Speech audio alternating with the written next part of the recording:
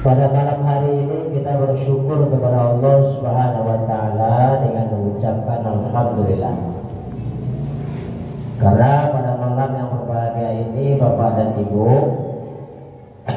kita masih diberikan oleh Allah berupa kesehatan, keimanan dan kesempatan, sehingga kita bisa hadir bersama-sama di dalam masjid ini melaksanakan sholat isya, insyaallah sebentar lagi tarawih dan zikir secara berjamaah.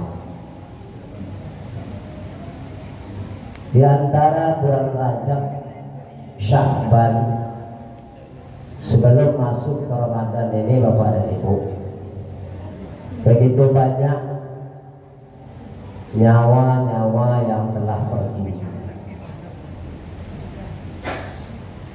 Artinya apa Bapak dan Ibu? Kemarin menjelang bulan suci Ramadan, H-2, H-3, pesisir selatan ditimpa dengan musibah. Puluhan nyawa meninggalkan kita. Kita husnuzon, berprasangka baik kepada Allah. Mungkin saudara kita yang dijemput oleh Allah yang meninggal itu, baik itu yang hanyut, yang tertimbun, mungkin mereka sudah dianggap oleh Allah pahalanya sudah cukup untuk bertemu dengan Allah. Namun kita ini Bapak Ibu, kita juga berprasangka baik kepada Allah. Mungkin karena Allah masih sayang kepada kita, amal ibadah kita belum cukup bertemu dengan Allah, Allah masih berikan kita kesempatan bertemu dengan Ramadan. Kita berharap mudah-mudahan Ramadan ini betul-betul kita jadikan momen untuk mencari, melaksanakan ibadah-ibadah untuk meraih ampunan insya Allah Subhanahu wa taala. Amin. Amin ya Rabb. Ditakbo ngamin ada dia berpik kosong ngamin untuk awak ada apa lagi ngamin untuk kawan itu lagi. Amin amin ya Rabbal alamin. Salawat dan salam kepada Nabi kita Muhammad sallallahu alaihi wasallam. Allahumma sholli ala Muhammad wa ala ali Muhammad. Bapak dan Ibu sidang jamaah isya, tarawih dan witir yang dirahmati Allah. Dalam kehidupan kita ini Bapak dan Ibu, pastilah kita menginginkan kehidupan yang baik. Tidak ada manusia yang paling berakal, akalnya sehat, tidak menginginkan kehidupan yang baik. Pasti semuanya ingin hidup baik. Baik hidup di atas dunia, lebih-lebih baik hidup di akhirat. Itu sunatullah itu Bapak dan Ibu. Makanya ada doa yang diajarkan oleh Allah Subhanahu wa taala dalam Al-Qur'an, Rabbana atina fid dunya hasanah wa fil akhirati hasanah. Di dunia juga begitu Bapak dan Ibu, kita ingin baik. Baik dalam pandangan manusia, kita dihormati, dihargai, kedudukan kita tinggi. Begitu juga di hadapan Allah Subhanahu wa taala, kita juga mesti baik dipandang oleh Allah. Maka untuk anak-anak ustaz, adik-adik yang akan menjadi wartawan, yang akan menulis, kita beri judul dari ceramah kita, tausiah kita, kemuliaan di sisi Allah. Bapak dan Ibu yang dirahmati Allah, mungkin di atas dunia ini kita sudah mulia, Namun Bapak dan Ibu, yang menjadi pertanyaan, apakah kita sudah mulia di hadapan Allah atau tidak? Bagaimana mencari kemuliaan di sisi Allah? Allah sampaikan dalam Quran. Kata Allah, Inna akramakum indallahi atqakum. Kata Allah dalam Al-Quran, Inna akramakum indallahi atqakum. Sesungguhnya orang manusia yang paling mulia di sisiku, kata Allah, adalah manusia yang la'allakum tattaqun. Manusia yang paling bertakwa. Inna akramakum indallahi atqakum. Yang paling mulia di sisi Allah itu adalah orang yang paling bertakwa. Maka takwa itulah yang kita raih, yang kita cari, yang kita kejar dan kita ambil, Bapak dan Ibu. Tetapi Bapak dan Ibu yang dirahmati Allah, takwa itu mudah menyebutnya, tapi susah untuk mendapatkan takwa itu susah, sulit ya. Makanya Allah juga sampaikan, wa tazawwadu, berbekallah kamu, fa inna ma khairaz zadi taqwa. Berbekallah kamu, wa tazawwadu, fa inna ma khairaz zadi taqwa, maka sesungguhnya sebaik-baik bekal adalah takwa, kata Allah. Maka Bapak dan Ibu, bagaimana kita meraih takwa itu? Disampaikan oleh Allah dalam Quran surah Al-Baqarah ayat yang ke-21. Kata Allah, yang pertama cara kita untuk meraih takwa itu, ya ayyuhan nasu u'budu rabbakum. Ini Allah memanggil kalau kita ingin mencari takwa. Kata Allah, ya ayyuhan nas, hai sekalian manusia. Jadi kalau Allah sampaikan ya ayyuhan nas, hai sekalian manusia, tanpa terkecuali seluruh manusia yang mengaku dirinya manusia masuk dalam panggilan ini. Ini tak pandang aja Pak. Apakah dia kaya, apakah dia miskin, apakah dia tua, apakah dia muda, apakah dia sehat, apakah dia sakit, apakah dia punya kedudukan yang tinggi atau dia rakyat jelata, semuanya dipanggil oleh Allah. Ya ayyuhan, ya ayyuhan. Kemudian su'budu rabbakum, sembahlah Tuhanmu. Jadi yang pertama Bapak dan Ibu, kita ini untuk mencari takwa, sembahlah Tuhanmu, kata Allah. Bagaimana kita menyembah Allah? Yaitu sholat yang kita lakukan tadi, itu cara langkah kita untuk mencapai takwa di sisi Allah Subhanahu wa ta'ala. Kenapa kita ini harus menyembah Allah? Disampaikan oleh Allah, Alladzi khalaqakum, karena Allah lah yang telah menciptakan kamu. Jadi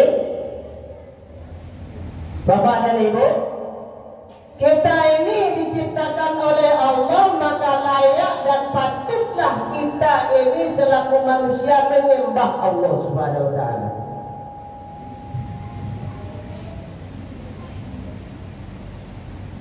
Kalau kita pikir Bapak dan Ibu, kita ini telah diciptakan, diperintahkan oleh Allah untuk sembah, tapi kita tidak mau nyembah, marah enggak Sang yang menciptakan itu? Bu? Kenyangnya nak Bu? Alhamdulillah Bu. Maka marah Sang yang menciptakan itu. Kenapa? Karena dia, kamu aku ciptakan, kata Allah, tugas kamu kamu itu menyembah aku, kata Allah. Makanya Allah sampaikan innani anallah, sesungguhnya aku inilah adalah Allah, kata Allah. Fa'budni, maka sembahlah aku. Aqimus sholata li dzikri, dirikan sholat untuk mengingat aku, kata Allah. Jelas Pak, ayatnya jelas. Jadi nggak ada alasan seseorang kenapa saudara tidak sholat. Saya bekerja, saya panen sawit, saya panen padi, saya berdagang. Nggak ada alasan. Kalau kamu manusia, sembah Allah. Maka sholat 5 waktu, 1 hari 1 malam itu Pak Ibu. Kecalnya serompok. Oke, gaji kamu. Oke.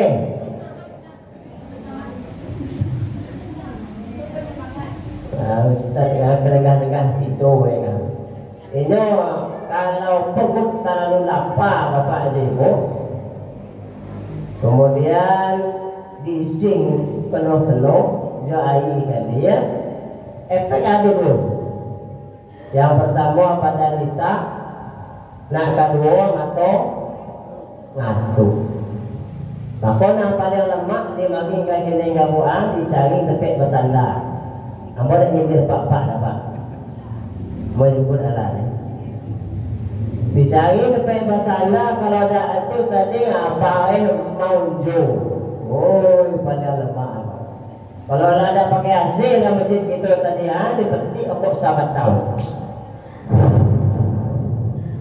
Ini emak ikut keluar. Wah, bagi apa kisah? Bapak dan Ibu yang dirahmati Allah, maka kita ini, karena kita ini diciptakan Allah, Alladzi khalaqakum, maka kita ini diperintahkan oleh Allah untuk sujud kepada Allah.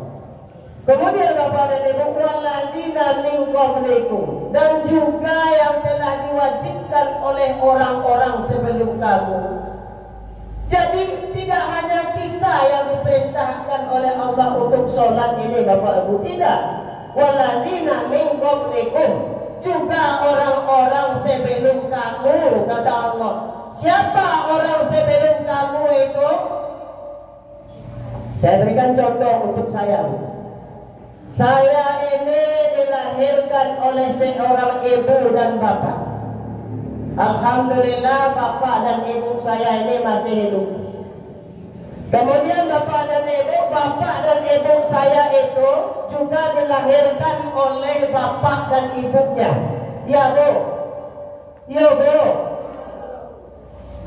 Kemudian yang menjadi pertanyaan, kemana bapak dan ibunya itu tadi? Sudah meninggalkan dunia. Ternyata bapak dan ibu, beliau dahulu itu juga hidup sama dengan kita di atas dunia ini sekarang. Mereka bekerja, mereka membeli rumah, mereka membeli sawit, mereka punya ladang, mereka membangun masjid, mereka sholat. Semua mereka dahulu itu juga bekerja dengan kita, Pak.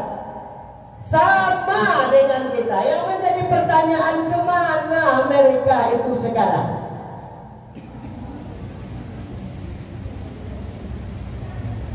Begitu juga nanti Bapak dan Ibu. Sekarang generasi kita ini, berputarnya waktu nanti, bisakah kita jamin bahwasanya kita hidup di Ramadan 1446 Hijriah 2025? Bisa hidup jamin? Tidak, Pak. Tidak ada di antara kita yang ada di masjid ini yang berani mengakui, menjamin saya akan hidup Ramadan yang akan datang. Tidak ada, Pak. Kalaulah Allah jemput kita, maka matilah kita, tidak ada lagi kita di atas dunia ini. Kita sama dengan orang terdahulu, bekerja, mencari nafkah untuk anak dan istri, membangun rumah, membeli sepeda motor, sama tujuannya. Maka Bapak dan Ibu yang dirahmati Allah, menjelang jatah kita itu habis di atas dunia ini, maka suwabudu rabbakum, sembahlah Tuhan kita. Dengan menyembah Allah Subhanahu wa taala, la'allakum tattaqun, mudah-mudahan kamu bertakwa, kata Allah. Bapak dan Ibu, sidang jamaah sholat isya, tarawih dan witir yang dirahmati Allah. Itu yang pertama. Cara kita mencapai kemuliaan di sisi Allah adalah sholat. Makanya disebutkan bahwasanya as-sholat itu miftahul jannah. Sholat itu kuncinya surga. Jadi tidak ada alasan, Pak. Yang tua sholat, yang kaya sholat, yang miskin sholat, yang muda sholat, yang sehat sholat, yang sakit sholat. Itu pembuktian daripada seorang hamba kepada Tuhannya, menyembah Allah. Kemudian untuk mencapai takwa itu Bapak dan Ibu, itu puasa yang kita lakukan. Makanya dalam Quran Allah sampaikan kewajiban puasa itu. Ya ayyuhalladzina amanu kutiba alaikumusiyam. Panggil oleh Allah. Ya ayyuhalladzina amanu. Wahai orang-orang yang beriman, yang yakin, yang percaya kepada Allah Subhanahu wa taala. Kutiba alaikumusiyam, diwajibkan atas kamu berpuasa. Walladzina min qablikum, dan juga telah diwajibkan bagi orang-orang sebelum kamu. Jadi orang-orang sebelum kita juga diwajibkan oleh Allah untuk berpuasa. Tujuannya untuk apa? La'allakum tattaqun. Bapak dan Ibu yang dirahmati Allah, maka dua ini, setidaknya dua ini yang saya sampaikan Bapak dan Ibu, cara untuk mencari kemuliaan di sisi Allah. Yang pertama itu sholat, yang kedua itu adalah puasa yang kita dirikan. Antara sholat dan puasa ini Bapak dan Ibu, sholat apa sesungguhnya sholat itu? Sholat itu artinya menundukkan diri kita di hadapan Allah Subhanahu wa taala. Maka jika orang itu sholat, maka dia hilang rasa-rasa kemuliaan pada dirinya. Maka sholat itu Bapak dan Ibu sesungguhnya menciptakan manusia yang tawadhu, yang rendah di hadapan Allah Subhanahu wa taala. Rendah kita ini, Pak.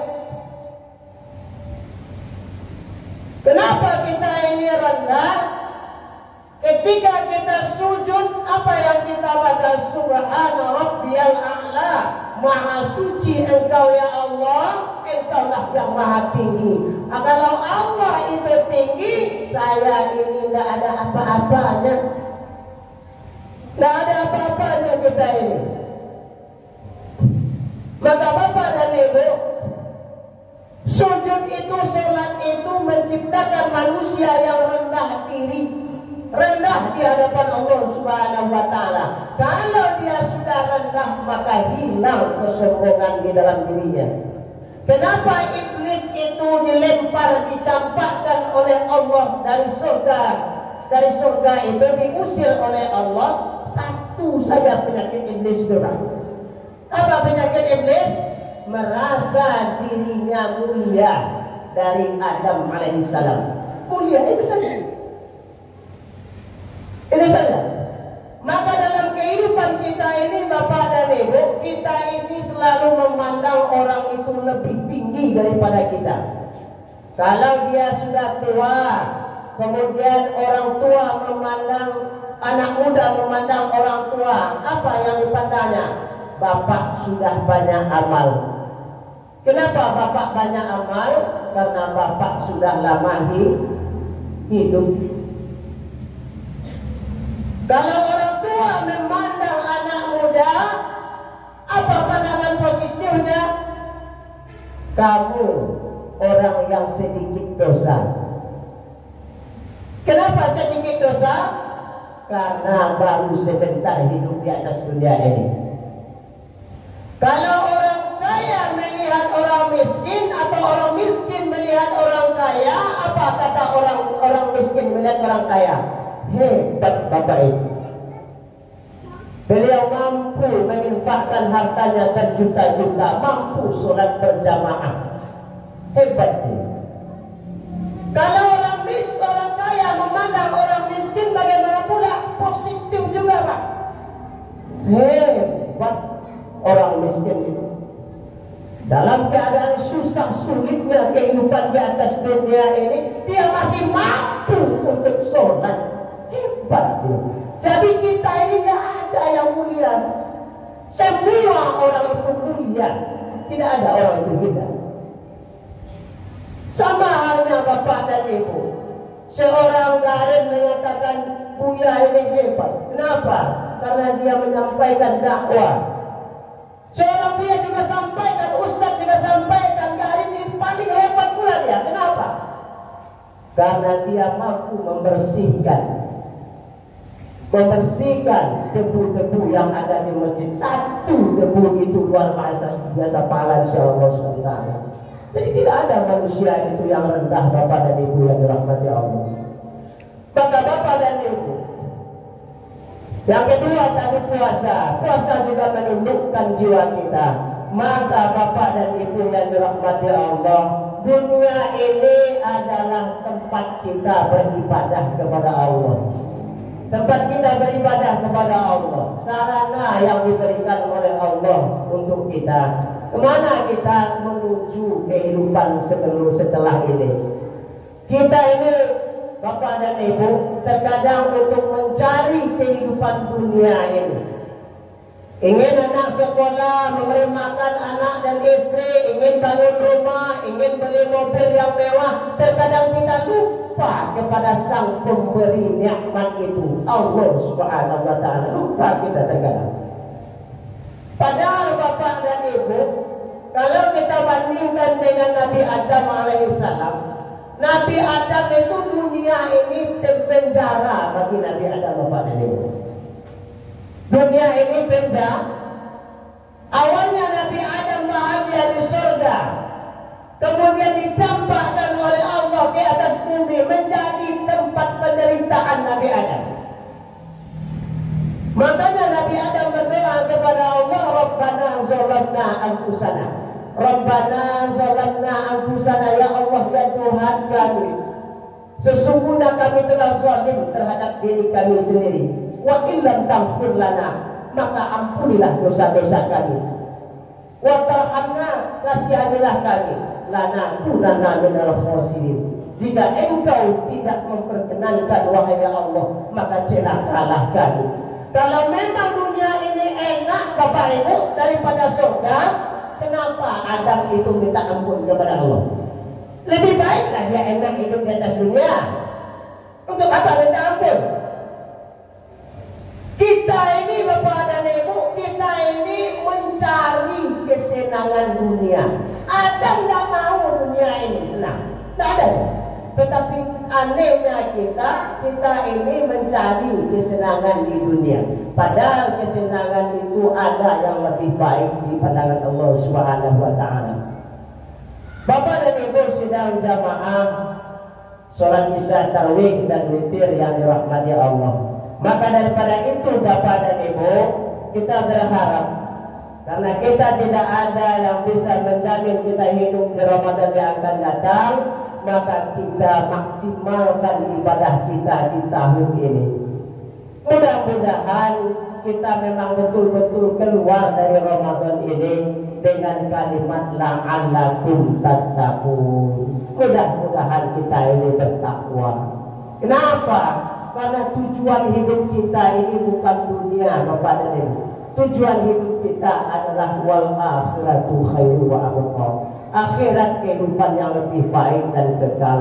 Maka daripada itu, jangan sampai nanti kita menyesal di penghujung kehidupan kita. Kapan kita menyesal? selagi ruh ini masih ada, mungkin tidak ada penyesalan. Kapan penyesalan itu akan datang? Ketika ruh sudah keluar dari jasad. Datang masanya, insaflah diri, selimut putih